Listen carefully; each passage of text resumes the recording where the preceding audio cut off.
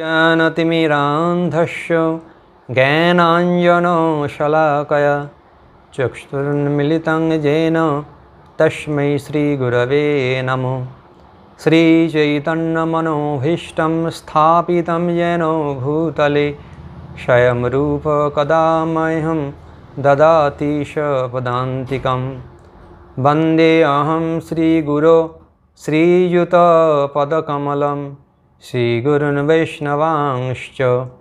श्रीरूपं सग्रजातं सहगण रघुनाथान्वितं तं सजीवं स्वाद्वैतं सावधूतं परिजनसहितं कृष्णचैतन्यदेवं श्रीराधाकृष्णपादान् सहगण ललिता श्रीविशाखान्वितांश्च। नमो विष्णुपादाय कृष्णप्रेष्ठाय भूतले श्रीमते भक्तिवेदान्त स्वामिनिति नामिने। नमस्ते सरस्वती देवे गौरवाणी प्रचारिणे निर्विशेष शून्यवादी पाश्चात्यदेशतारिणे। वाञ्छाकल्पतरुभ्यश्च कृपा सिन्धुभ्येव च पतितानां पावनेभ्यो वैष्णवेभ्यो नमो नमो। नमो महावदन्नाय कृष्णप्रेम प्रदायते कृष्णाय कृष्णचैतन्य नाम्ने गौरतिसे नमः।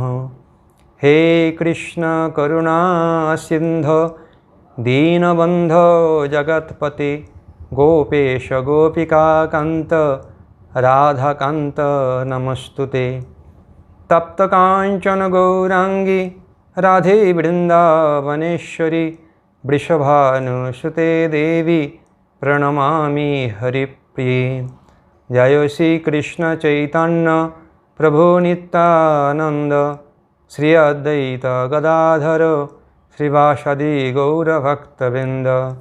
हरे कृष्ण कृष्ण कृष्ण हरे हरे हरे राम राम राम हरे हरे।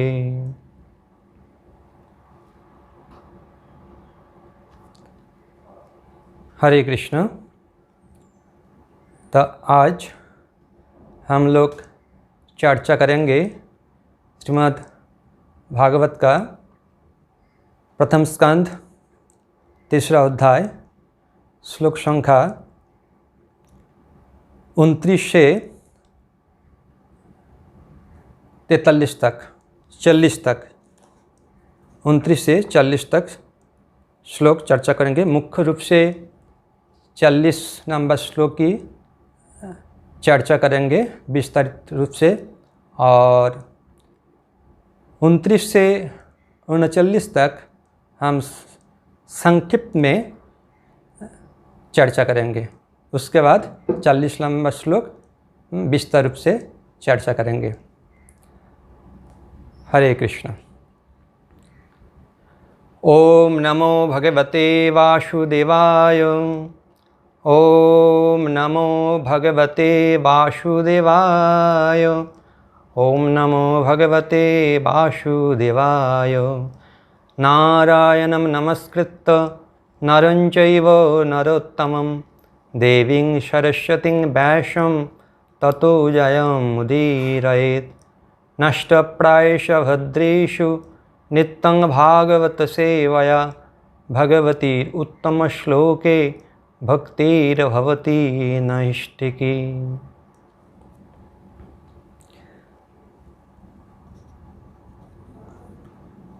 तो श्रीमद् भागवत की प्रथम स्कंध तीसरा अध्याय में वर्णन हो चुके हैं।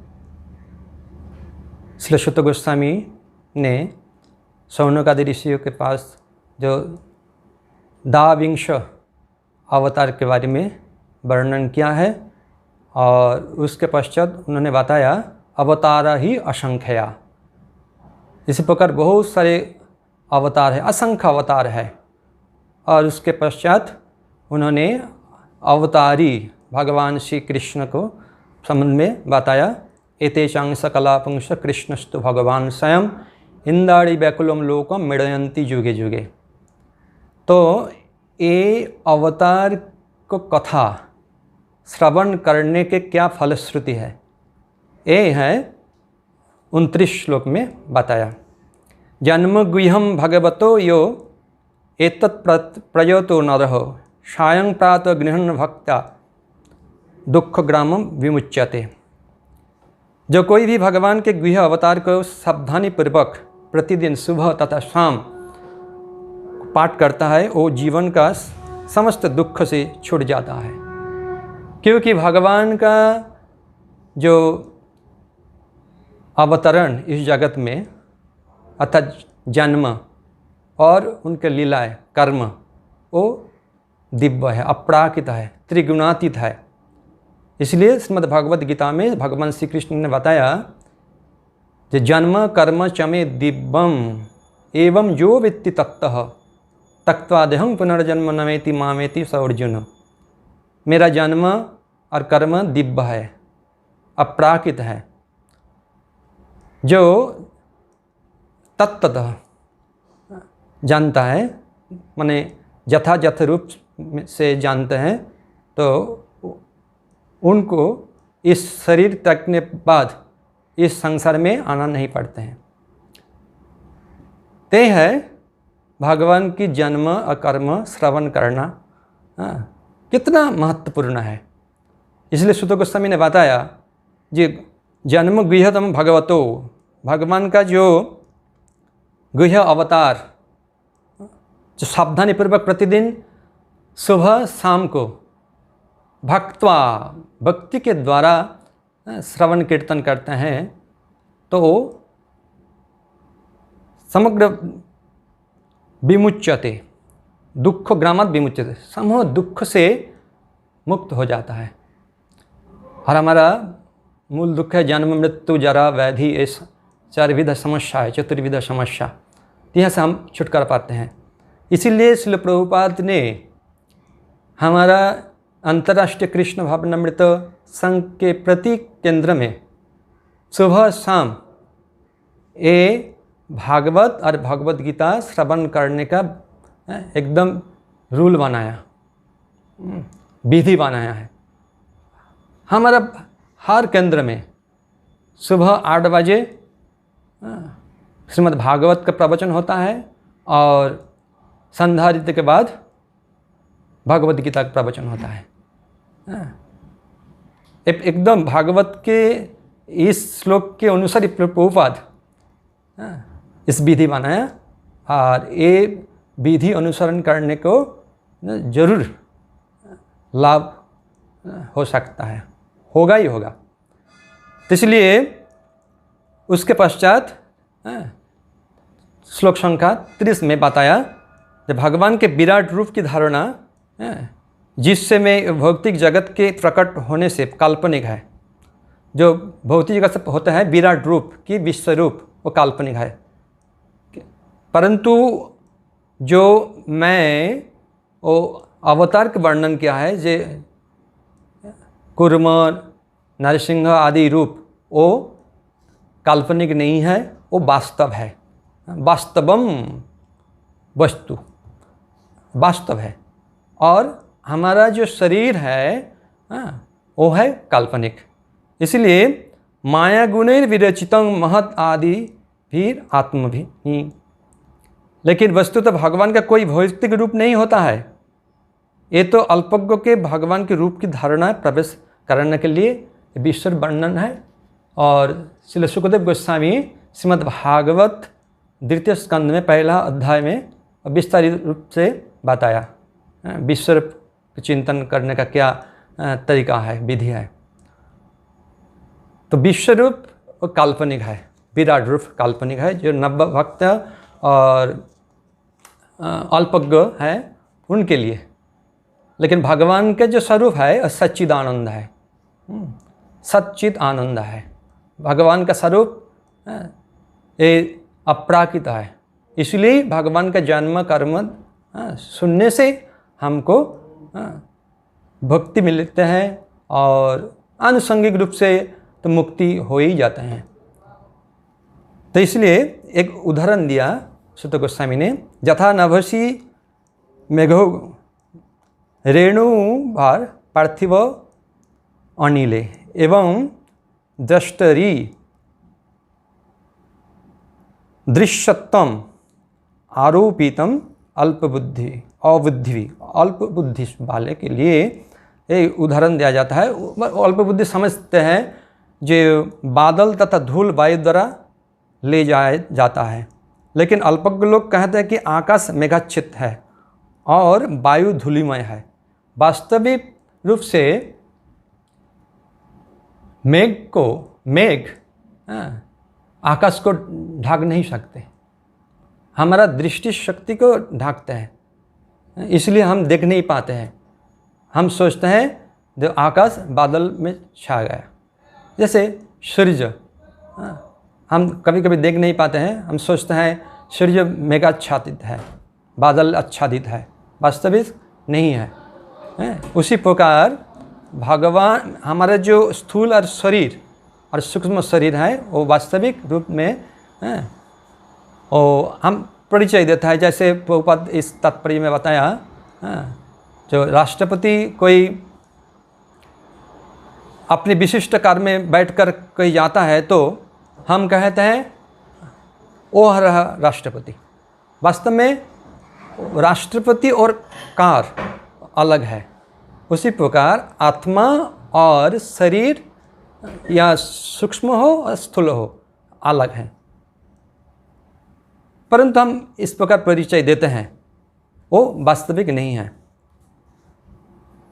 तो रूप की स्थूल अवधारण से परिरूप की एक अन्य सूक्ष्म धारण है जिसका कोई आकार नहीं होता है, जो अनदेखा, अनसुना और अव्यक्त होता है। जीव का रूप इस सूक्ष्मता से परे है, अन्यथा उस बारंबार जन्म लेना क्यों पड़ता है। वास्तविक आत्मा त्रिगुणातीत है, परंतु उनके कर्म के अनुसार उनको शरीर धारणा करना पड़ता है। परंतु भगवान को शरीर और आत्मा में कोई अंतर नहीं है। इसलिए लघु भागवतम में श्री रूप गोस्वामी बताया, जो देहो देही विविधायम निश्चर्य विद्यते क्वचित। देह और देही मतलब आत्मा को आत्मा कहलाता है, अर्थात देह के जो मालिक है वो है देही।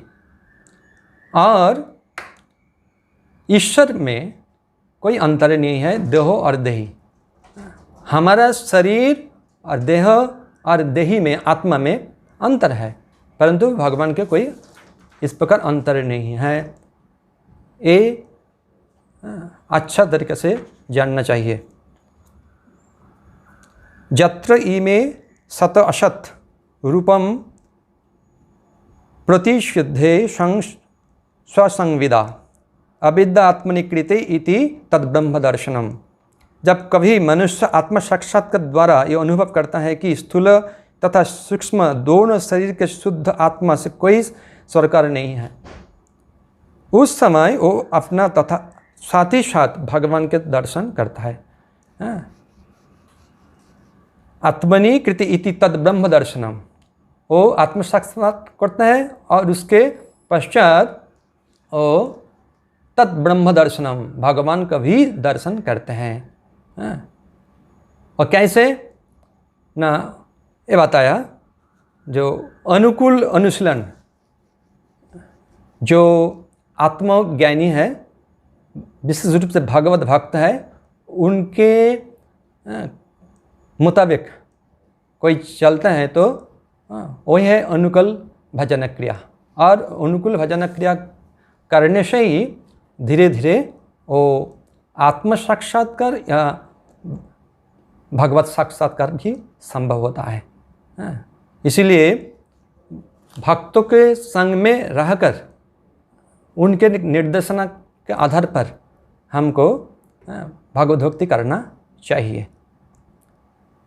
यदि माया को समन हो जाता है तो, और यदि भगवत कृपा में जीव ज्ञान से संपन्न हो जाता है तो उसे तुरंत आत्म साक्षात्कार प्रकाश प्राप्त होता है और वही अपने महिमा में प्रतिष्ठित, महिमा मंडित हो जाता है। भगवत कृपा, ये भक्त कृपा और भगवत कृपा। इसलिए भगवत गीता में श्री भगवान श्री कृष्ण ने बताया, 7वें अध्याय 14 श्लोक, दैवी हेसा गुणमयी मम माया दुरत्तया मामे वज प्रपद्यन्ते माया में तंग तरंति थे। ये दैवी प्रकृति त्रिगुणात्मिक माया के उतरना बहुत मुश्किल है, परंतु जो व्यक्ति भगवान में शरण लेता है तो भगवान की कृपा से वो माया से छुटकारा पा जाता है। तो भगवत कृपा, और भगवत कृपा कैसे संभव होता है? भक्त की कृपा से। तो जब भक्त और भगवान की कृपा हो जाता है तो अपनी महिमा में प्रतिष्ठित हो जाता है, महिमा मंडित हो जाता है। एवं जन्मानि कर्माणि हि कर्तुम् अजनस्य च वर्णयन्ति स्म कवयो वेदगुह्यानि हितपते। तो ये कवयस्म वर्णयन्ति, जो भूतकाल में कवय, जो कवि लोग जैसे ब्रह्मा आदि कवि लोग वर्णन किया है, वर्णयन्ति वेद गुह्यानि, जब भगवान का जो जन्म, भगवान का कर्म जो अपराकृत है, ये है वेद गुह्यानि। वो कवि लोग अच्छा ढंग से वर्णन किया है, और उस वर्णन श्रवण कीर्तन करने के पश्चात वो भगवान को समझ सकता है। हृतपते, हृतपते मतलब हृदय के स्वामी है, ऋषिकेश है, इसलिए भगवान के जन्म अकर्म दिव्य है। उसके पश्चात उन्होंने बताया भगवान का गुण, जिनके कर्म सदैव निष्कलुष होता है, ये भगवान 6 इंद्रिय के स्वामी है। 6 इंद्रिय मतलब यहाँ पे वर्णन किया है षड्गुणेश, षड्गुणेश माने 6 इंद्रिया, 6 इंद्रियों के स्वामी है हमारे जो ज्ञानेंद्रिय है, चक्षु कर्ण नासिका जिह्वा तक, और अंतर इंद्रिय मन, ये 6 इंद्रियों के स्वामी है। और काम क्रोध लोभ मोह मद माश्चर्य एक स्वामी है, भगवान है। षड्गुण ईश, इसके ईश्वर है, नियंत्रण करता है, स्वामी है। और षड्वर्गिक कम, भगवान के 6 ऐश्वर्य के से युक्त होता। पराशर मुनि मैत्र मुनि के पास बताया, ये विष्णु पुराण में वर्णन है, भगवान का जो डेफिनेशन संज्ञा क्या है, वो है ऐश्वर्यस्य वीर्यस्य, ऐश्वर्यस्य समग्रस्य, वीर्यस्य जशस्य श्रियम, ज्ञानो वैराग्यश्चैव सन्नां भग इतिंगना।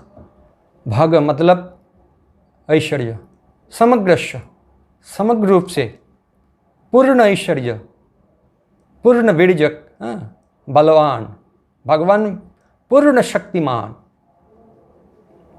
ऐश्वर्य वीर्य जशस्य, भगवान पूर्ण जश से अधिकारी है। श्रिय, भगवान संपूर्ण सौंदर्य के अधिकारी है।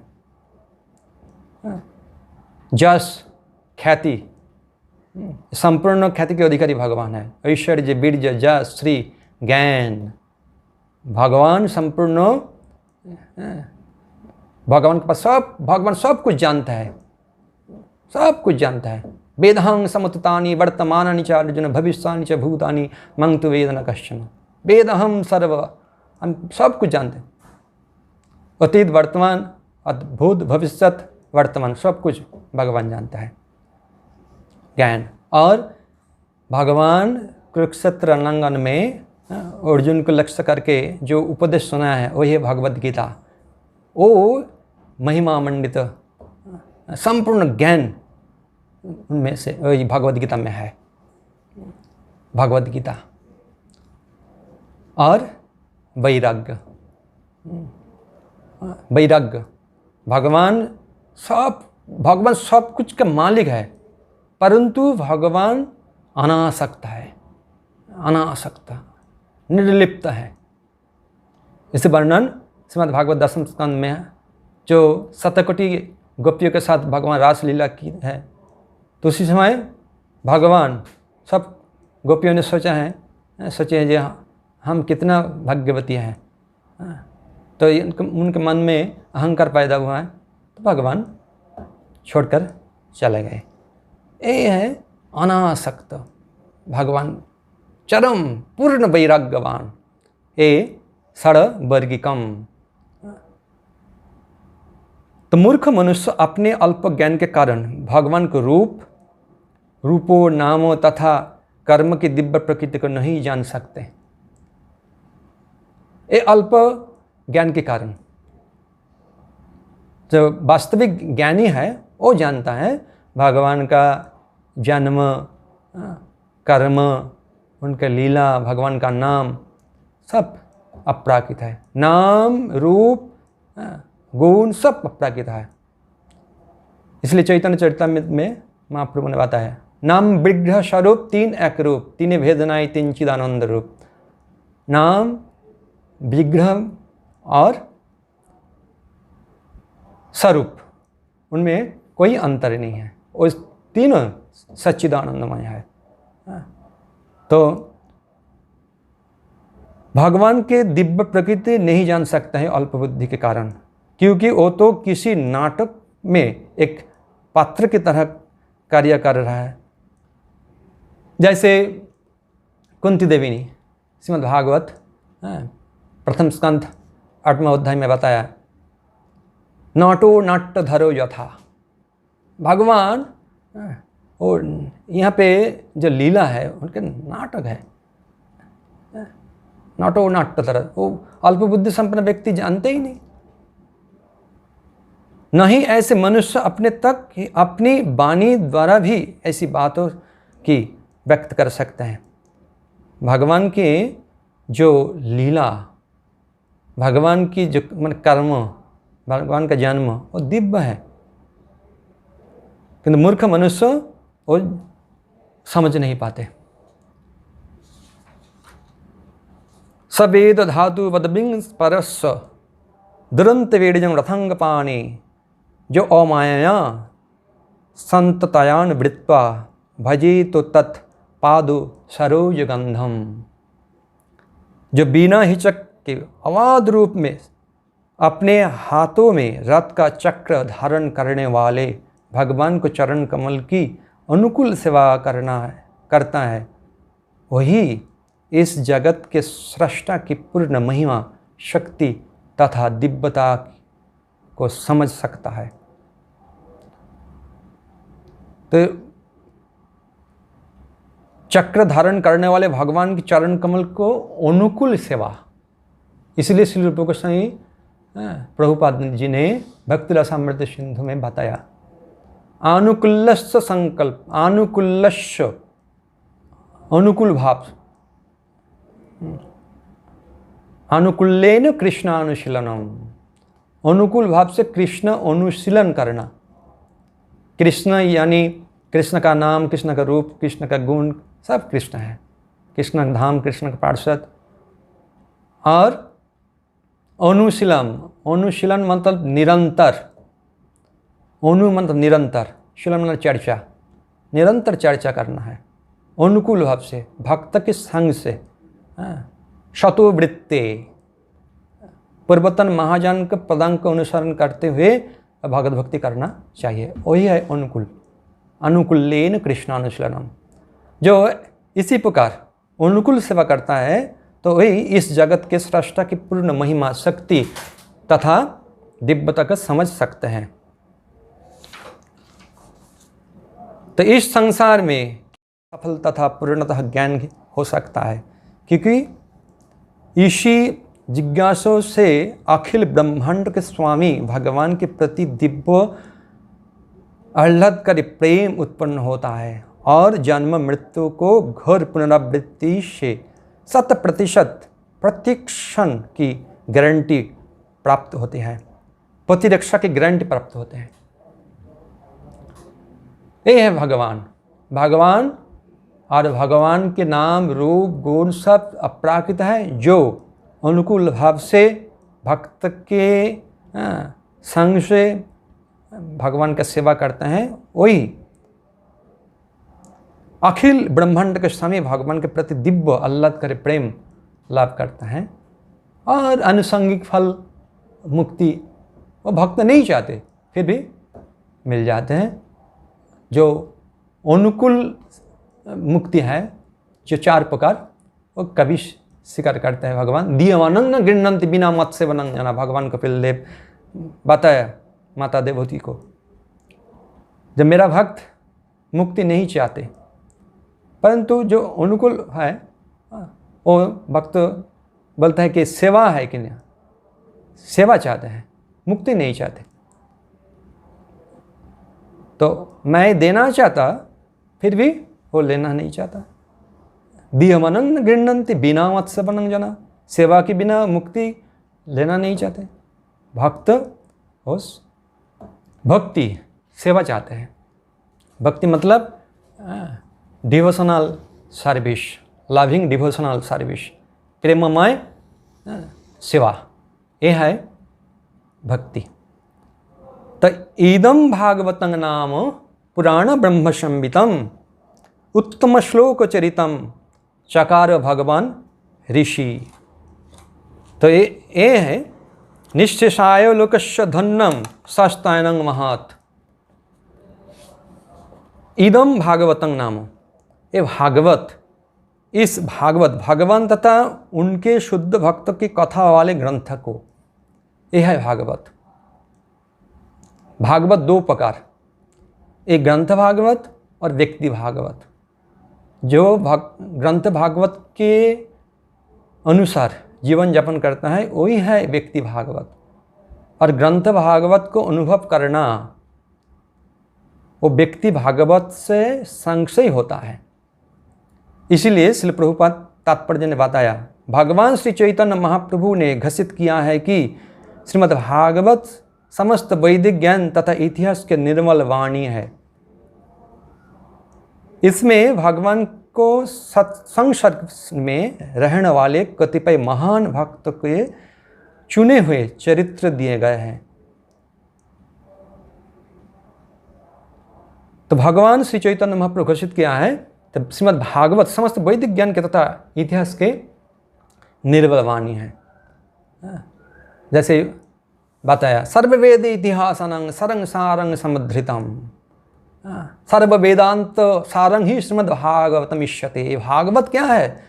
सर्व वेदांत सारम, वेदांत सूत्र के सार है ये भागवत। श्रीमद् भागवत इष्यते, ही है भागवत। सर्व वेद इतिहासनं सरंग सरंग समुद्धृतम, सर्व वेद और इतिहास के सार सार उद्धृत करके ओ श्रीमद् भागवत चकार संकलन किया है भगवान ऋषि कृष्णद्वैपायन वेदव्यास भगवान जी ने चकार संकलन किया है। तो इसी भागवत भगवान तथा उनके शुद्ध भक्त के कथा वाले ग्रंथ है। यह है भागवत। अर्थम ब्रह्मसूत्राणाम, ब्रह्मसूत्र के अर्थ है अनर्थोपशमं साक्षात भक्ति योगम अथक्षजे लोकस्य अजानत विद्यं चक्र सत्य संहिताम। लोकस्य अजानत, साधारण मनुष्य नहीं जानते हैं, उनके लिए तो ये भागवत सत्य संहिता, परमहंस संहिता, निर्मत्सर शतांग, जो निर्मत्सर शतांग उसके ही है श्रीमद् भागवत। तो भागवत श्रवण कीर्तन स्मरण करने के क्या होता है ना, अनर्थोपशम होता है। वही भागवत भक्ति योगम अधक्षज, अधक्षज जो इंद्र के अतीत है, भगवान श्री कृष्ण के भक्ति। तो श्रीमद् भागवत श्रवण कीर्तन ही भक्ति है। श्रवणं कीर्तनं विष्णु स्मरणं पाद सवनम अर्चनं वंदनं दास्यं सख्यम आत्मनिवेदनम इति पुंसार पिता विष्णु भक्तिश्च नवलक्षणा क्रियते भगवती अद्धा तन्मन्य अधितमुत्तमम। प्रहलाद महाराज ने बताया, ये श्रवण कीर्तन, ये नवविध भक्ति ये साक्षात भक्ति योग है। अद्भा साक्षात भक्ति योग है। भगवान का कथा श्रवण, भगवान का कथा कीर्तन, भगवान और भगवान के भक्त के बीच में जो लीला है वो श्रवण कीर्तन करना, यही है भक्ति। और यही है भागवत। भागवत अमल पुराण है। इस पुराण में कोई कलुष नहीं है, ये त्रिगुणातीत है। जैसे भगवान त्रिगुणातीत है, निष्कलुष है, उसी प्रकार भागवत ही निष्कलुष है। इसीलिए ब्रह्म संहिता, ब्रह्म संहिता मतलब भगवान कृष्ण का अवतार। भागवत और कृष्ण में कोई अंतर नहीं है।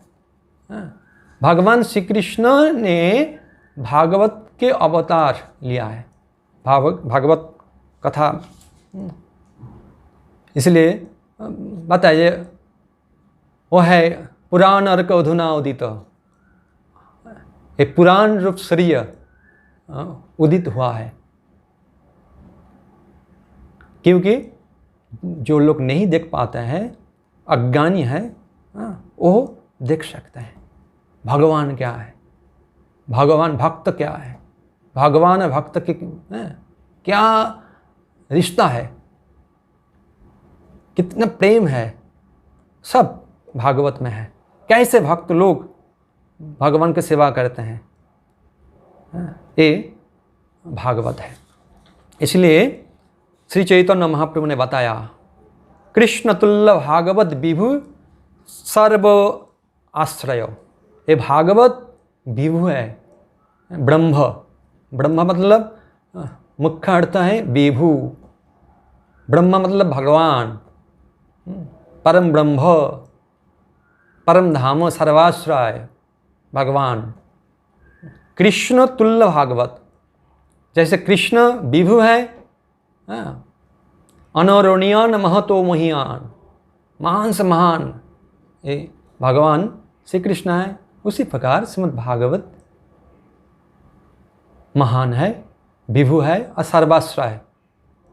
श्रीमद् भागवत में 10 लक्षण है, उसमें अंतिम है आश्रय।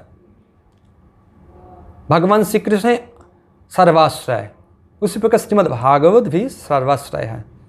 प्रति श्लोके प्रति अक्षरे नाना अर्थ का है।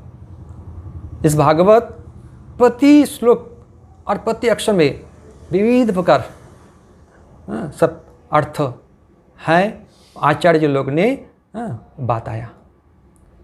इसलिए भागवत पढ़ना चाहिए शुद्ध भक्त के संग द्वारा।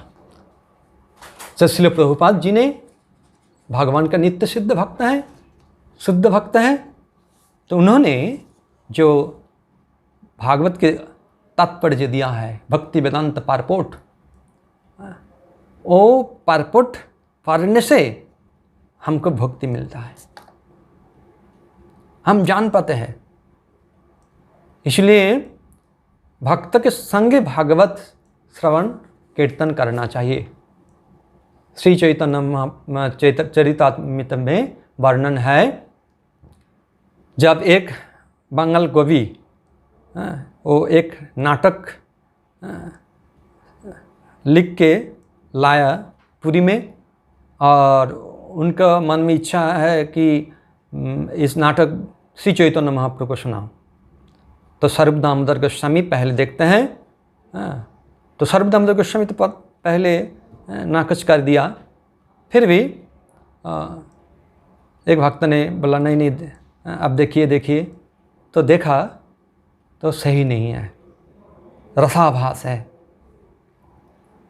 तो स्वरूप दामोदर गोस्वामी उस बंगाल कवि को बताया कि भागवत पढ़ो वैष्णवेर स्थाने, एकांत आश्रय करो चैतन्य चरणे।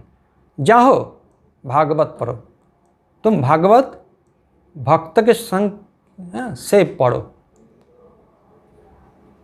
और श्री चैतन्य महाप्रभु को भक्त जो हैं उनका संग करो। जाओ भागवत पढ़ो वैष्णवेर स्थान है, वैष्णव जानता है, इसे पर शास्त्र संहिता है, परमहंस संगीता, जो वैष्णव है उनके ही संपद है श्रीमद् भागवत। तो इसलिए ये पुराण है। इसलिए जीव गोस्वामी प्रभुपाद जी ने तत्व संदर्भ में बताया पुराण शब्द का क्या अर्थ है।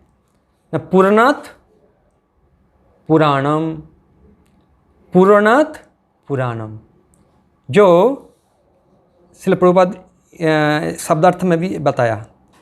पुराणम वेदों के अनुपूरक है। जब वेदों में जो सब गृह ज्ञान है तो उनके अनुपूरक है श्रीमद् भागवत। विस्तार ढंग से श्रील व्यासदेव जी ने वर्णन किया है ये पुराणम। और पुराण में से अष्टादश पुराण है, तो अष्टादश पुराण में यही श्रीमद् भागवत है अमल पुराण। सर्व महिमा मंडित अमल पुराण श्रीमद् भागवत।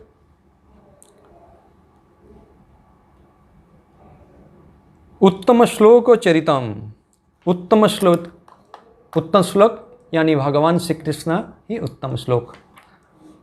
बृहद भागवत अमृत में श्री सनातन गोस्वामी पाद बताया उत्तम मतलब निर्मल, उत्तम निर्मल। यद्वा उद्गतम अपगतम तमो जस्मत्स उत्तमा। उत् मतलब अपगतम, तमः तमस से परे है, यानी त्रिगुणातीत है ये भगवान। भाई उत्तम श्लोक, श्लोक मतलब जशो जश, जिसके द्वारा भगवान श्री कृष्ण के महिमा यश कीर्तन, तो वही श्लोक है। उत्तम श्लोको चरितम, उनका चरित्र यह है श्रीमद् भागवत। चकार भगवान ऋषि, ये श्रीमद् भागवत जो हम श्रवण कीर्तन करते हैं वो चकार संकलन किया है भगवान ऋषि, भगवान कृष्ण द्वैपायन वेदव्यास। उनका एकदम अंतिम दशा में श्री नारद जी के कृपा से उन्होंने श्रीमद् भागवत ब्रह्म संहितम उन्होंने चकार ये संकलित किया है। निश्शेषायो परम कल्याण के लिए। तो भागवत श्रवण कीर्तन करने से ही परम कल्याण होगा। जैसे वेद वेदांत उपनिषद महाभारत सब कुछ किया है परम लोक के हित के लिए कृष्ण द्वैपायन वेदव्यास जी ने, परंतु उन्होंने खुद ही असुखी है, हृदय में संतोष नहीं है। तो उनका जो रचित ये पुराण उपनिषद श्रवण कीर्तन से दूसरों को संतोष मिलेगा? नहीं मिलेगा। तो इसलिए परम ज्ञानी, ज्ञान के एकदम अंतिम दशा में श्री नारद जी की कृपा से ये श्रीमद् भागवत उन्होंने चकार संकलित किया है। इसलिए ना निश्शेषायो लोकस्यो, सर्वलोक के परम कल्याण के लिए श्रेयो श्रुतिम भक्ति मुदश्यते विभु, श्रेयो श्रुतिम भक्ति, भक्ति है श्रेय। अर्जुन ने भगवान श्री कृष्ण को बताया जत श्रेयम सुनिश्चितम ब्रूहि तन में, जो श्रेय है तन में ब्रूहि, वही मेरे को बताइए। जत श्रेयम सुनिश्चितम ब्रूहि तन में, यह है श्रेय, अत परम कल्याण है। आपातत मधुर नहीं हो सकता है, फिर भी हम जब श्रवण कीर्तन भक्त के संग से करेंगे तो हमारा कल्याण ही कल्याण होगा। क्योंकि इसलिए श्रीमद् भागवत भगवान कृष्णदेवान वेदव्यास जी ने चकार संकलित किया है, निःशेषाय लोकस्य, लोक के परम कल्याण के लिए। धन्यम सस्त्यायनम महत, ये पूर्ण रूप से सफल, धन्य और सर्व आनंदमय परिपूर्ण है श्रीमद् भागवत। श्रीमद् भागवत परिपूर्ण है। भागवत जो श्रवण कीर्तन का दूसरा शास्त्र की कोई जरूरत नहीं है, ये भागवत सब कुछ है। श्रीमद् भागवत पुराणमलम जद वैष्णवनं प्रियम जस्मिन् पारमहंस एकम अमलम ज्ञानं परम गीयते। ये है श्रीमद् भागवत, अमल पुराण, वैष्णव अत्यंत प्रिय है श्रीमद् भागवत। और ये भागवत में कोई कलुषता नहीं, अमल है। धर्म प्रज्जित कैतव धर्म संपूर्ण रूपे प्रज्जित प्रकृष्ट रूप ने उत्खात कर दिया है। श्रीमद् भागवत में वर्णन है और बहुत सारे महिमा है। यहाँ पे श्रील प्रभुपाद जी ने बताया, हमें श्रीमद् भागवत की पूजा उसी संबंध से करनी चाहिए जिस तरह हम भगवान की करते हैं। जैसे हम भगवान की सेवा करता है, भगवान के चरण कमल में तुलसी फूल अर्पण करता है, नमन करता है, स्तुति करते हैं, उसी प्रकार श्रीमद् भागवत को घर में फूल पुष्प अर्पण करना चाहिए, प्रणाम करना चाहिए, भागवत की महिमा कीर्तन करना चाहिए। क्योंकि भागवत वो साहित्य अवतार है। भगवान और भागवत में कोई अंतर नहीं है। हमें श्रीमद् भागवत का पाठ करने से परम ब्रह्म श्री कृष्ण का सारा दिव्य प्रकाश प्राप्त हो सकता है। तो श्रीमद् भागवत पाठ, कभी कभी यही सोचता है, और ठीक है हम भागवत पूजा करेंगे, पाठ नहीं करेंगे, वो सही नहीं है। पूजा करना चाहिए, स्तुति करना चाहिए और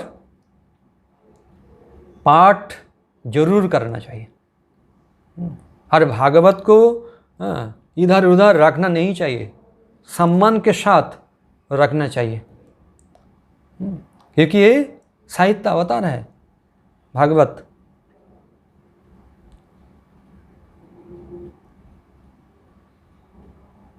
कि हमें उसे पारदर्शी गुरु के माध्यम से ग्रहण करें और जहाँ तहाँ भागवत श्रवण नहीं करना चाहिए। अवैष्णव मुखोद्गीर्णं पुतम हरिकथामृतम श्रवणं नैव कर्तव्यम। अवैष्णव के मुख से भागवत की भगवद गीता श्रवण नहीं करना चाहिए। ये भागवत है वैष्णवानां प्रियम सत्तत संहिता,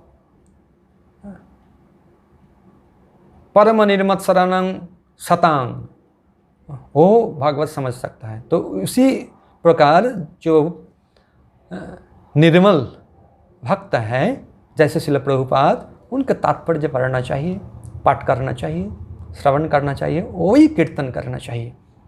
इससे हमारा कल्याण होगा और दूसरों का भी कल्याण होगा। पुरी में भगवान श्री चैतन्य महाप्रभु दर्शनार्थ जितने लोग आते थे, उनसे महाप्रभु की निजी सचिव श्रील स्वरूप दामोदर गोस्वामी यही कहा करते थे कि किसी भक्त भागवत से ही भागवत का अध्ययन करना चाहिए। हम बताया भागवत अध्ययन करना चाहिए, भागवत से ही भागवत अध्ययन करना चाहिए। भक्त के संग, भगवत के मुँह से, भक्त के मुँह से भागवत श्रवण करना चाहिए। भागवत के अध्ययन से ये सारे लाभ प्राप्त हो सकता है जो भगवान की साक्षात उपस्थिति से होते हैं। भगवान की उपस्थिति में, भगवान के विग्रह सामने जैसे हम दर्शन करते हैं, नमन करता है, स्तुति करते हैं और आनंद मिलता है। भगवान का जो प्रसन्न मुखारविंद दर्शन करने से हमको बहुत आनंद मिलता है। उसी प्रकार श्रीमद् भागवत ये भगवान है। तो भागवत के संग, भागवत के अध्ययन से भी सारे लाभ प्राप्त हो सकता है जो भगवान के साक्षात उपस्थिति से होते हैं। यही भगवान श्री कृष्ण के उन समस्त आशीर्वाद के प्रदान करने वाला है जो भगवान के साक्षात संपर्क से मिल सकता है। भगवान कृष्ण से समस्त आशीर्वाद प्रदान करने वाला यही है भागवत। भागवत की महिमा पद्म पुराण में हुए है। और भागवत ब्रह्म संहितम, भागवत ही कृष्ण तुल्य, भागवत विभु सर्वाश्रय, तो पद्म पुराण में बताया। पादो यदियो प्रथम द्वितीय तृतीय तृतीयो कथितो यदुरु नाभिस्तथा पंचम एव षष्ठ भुजान्तरं दर्जुगलं तथान्नो कंठस्तु राजन्नवम यदीयो मुखारविन्दं दशम प्रफुल्लम् एकादश जस्तललाटपट्टं शिरयोऽपि तु द्वादश एव भाति तमादिदेवं करुणानिधानं तमालवर्णं सुहितावतारम् अपार संसार समुद्रहेतुं समुद्रसेतुं भजामहे भागवतो स्वरूपम। पद्म पुराण में वर्णन है कि पादो यदियो प्रथम द्वितीयो, भगवान श्री कृष्ण के चरण कमल, दोनों चरण कमल है प्रथम और द्वितीय स्कंध। तृतीय तद उरु, तृतीय चतुर्थ कथित तद उरु जंघा है। ओ भगवान का जंघा है भागवत का तृतीय और चतुर्थ स्कंध। नाभि तथा पंचम, भगवान के नाभि कमल है पंचम स्कंध। षष्ठ भुजांतरो दुर्जुगलो तथांतरो, और षष्ठ स्कंध है वक्षस्थल। सप्तम अष्टम है बाहु। नवमो कंठस्थो तत् राजन नवमो, कंठ देश वो है नवम स्कंध। और दसम स्कंध है प्रफुल्ल मुखारविंदम, मुखारविंदम प्रफुल्ल मुखारविंदम, वो है भगवान का जो मुखारविंद है वो है दशम स्कंध। एकादश ललाट, ये है ललाट एकादश स्कंध। और द्वादश शिरोपी तो द्वादश एवं भाति, द्वादश स्कंध है शिरोदेश मस्तक। ततमादिदेवम, आदिदेव करुणा निधानम, जो करुणा के अवतार है, करुणा के समुद्र हैं। तमाल वर्णम सुहितावतारम, परम सुहित है। उन्होंने श्रीमद् भागवत का अवतार रूप से ये प्रकट हुआ है। भगवान श्री कृष्ण भागवत के रूप में अवतरित हुए हैं।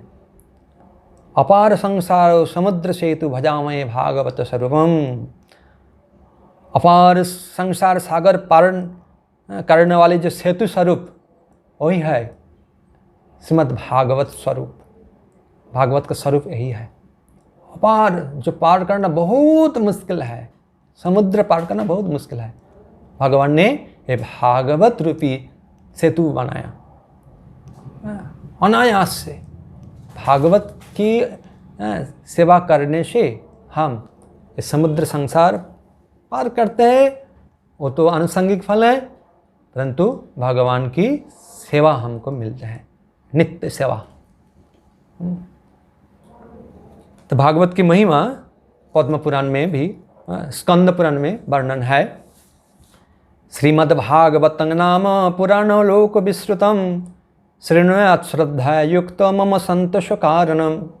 भगवान कहते हैं, हे पितामह ब्रह्मा जी, ये श्रीमद् भागवत महापुराण प्रतिदिन श्रद्धापूर्वक जो श्रवण करते हैं वो मेरा संतोष उत्पादन करते हैं। इसी प्रकार बहुत सारे महिमा है। जो पठित पयतो नित्यम श्लोकं भागवतं सुत अष्टादश पुराणम फलम अपनोति मानव। जो श्रीमद् भागवत प्रयत यत्न पूर्वक नित्यम प्रतिदिन श्रवण करते हैं तो वो अष्टादश पुराण का फल पाठ करने का फल प्राप्त होता है। अर्थात तथा वो अन्य पुराण पढ़ने की कोई जरूरत नहीं है, भागवत सब कुछ है। नित्यं मम कथा जत्र जत्र तिष्ठन्ति वैष्णवा कलिबहो नरन्ति वै जो अर्चयन्ति सदा ममो। जो मानव श्रीमद् भागवत घर में पूजन करते हैं उनका समुदाय पाप राशि मुक्त होता है और उन्होंने देवता को भी देवता उनको वंदन करते हैं, देवता लोग उनको वंदन करते हैं कि घर में भागवत है। कथं स वैष्णवं ज्ञेयं शास्त्रं भागवतं खलु गृहे न तिष्ठन्ते यस्य सपचाधिक स हीश।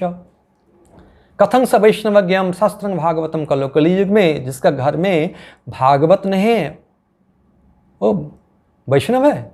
वैष्णव नहीं है। गृहे न तिष्ठते यस्य, जिसका घर में भागवत नहीं है वो सपचा अधिक हिस्सा, वो सपच जो कुत्ता मांस भक्षण करते हैं वो उनको सपच कहते हैं। स्व मतलब कुत्ता मांस भक्षण करते हैं सपच, उसके से भी अधम है। इसलिए हर घर में भागवत होना चाहिए, भागवत सेवा करना चाहिए, भागवत पाठ करना चाहिए। इसलिए श्रील प्रभुपाद जी ने अंतर्राष्ट्रीय कृष्ण भवनामृत संघ हर केंद्र में सुबह भागवत एकदम नित्य सेवा है, नित्यंग भागवत सेवाया, ऐसे विधि बनाया है श्रील प्रभुपाद जी ने। सुबह भागवत और शाम श्रीमद् भागवत गीता। तो हम श्रील प्रभुपाद के जो नियम, जो विधि हम अनुसरण करें होगा। श्लोकं भागवतं चापि श्लोकं पादमेव वा लिखितं तिष्ठति यस्य गृहे तथा वसाम्यहम्। अर्थात जिसका घर में श्रीमद् भागवत एक श्लोक की आधा श्लोक की एक पाद श्लोक लिखित है, उनके घर में मैं वास करता हूँ, भगवान जी ने बताया। जत्र जत्र चतुर्वक्ता श्रीमद् भागवतम भवेत गच्छामि तत्र तत्र हम गौड़ यथा शुद्धवत्सलो। जैसे गाभी बछड़े के पीछे पीछे सवत्सा गाभी, जब बछड़े के पीछे पीछे जाता है, बछड़ा जब आगे आगे जाते हैं तो गाभी आप ही आप पीछे पीछे जाते हैं। उसी प्रकार जिसके घर में भागवत है और जहाँ भागवत कथा होते हैं भगवान उसी प्रकार भक्त के भागवत श्रवण करने के लिए वो भागवत सभा में उपस्थित होता है। देखिए कितना महत्वपूर्ण बात बताया भगवान जी ने, क्योंकि भागवत भगवान है, भगवान ही भागवत है। इसलिए भागवत को हमको भागवत की तरह सम्मान करना चाहिए, पूजा करना चाहिए और विशेष रूप से भक्त के संग में श्रवण कीर्तन करना चाहिए। विशेष रूप से श्रील प्रभुपाद जी ने जो तात्पर्य दिया है वो हमारा जो पूर्वतन आचार्य है विश्वनाथ चक्रवर्ती ठाकुर, जीव गोस्वामी, समस्त आचार्य के सार उन्होंने एक तात्पर्य में दिया है। भक्ति वेदांत तात्पर्य बहुत महत्वपूर्ण है। तो सब श्रीमद् भागवत श्रवण कीर्तन कीजिए और प्रभुपाद का तात्पर्य शब्दार्थ ओ विचार कीजिए भक्त के संग द्वारा। भागवत महाविद्यालय जो स्थापन किया है कितना महत्वपूर्ण है। सारा विश्व में भागवत प्रचार करने के लिए ये महाविद्यालय स्थापन किया है। कितना महत्व उद्देश्य है, क्योंकि भागवत रूपी सूर्य अज्ञान अंधकार दूर करने वाले ये भागवती समुदाय जगत को कल्याण कर सकते हैं। इसलिए हमारा कई वरिष्ठ भक्त जी ने ये भागवत महाविद्यालय बनाया, तो और मेरे को ये सीख दिया है। सबको हम धन्यवाद करते हैं। जय श्री प्रभुपाद। ग्रंथराज श्रीमद् भागवत की, जगत गुरु श्रील अभय चरणारविंद भक्ति वेदांत स्वामी श्री प्रभुपाद की, संवेद भक्त वृंद की। गौर प्रेमानंदे हरि बोल।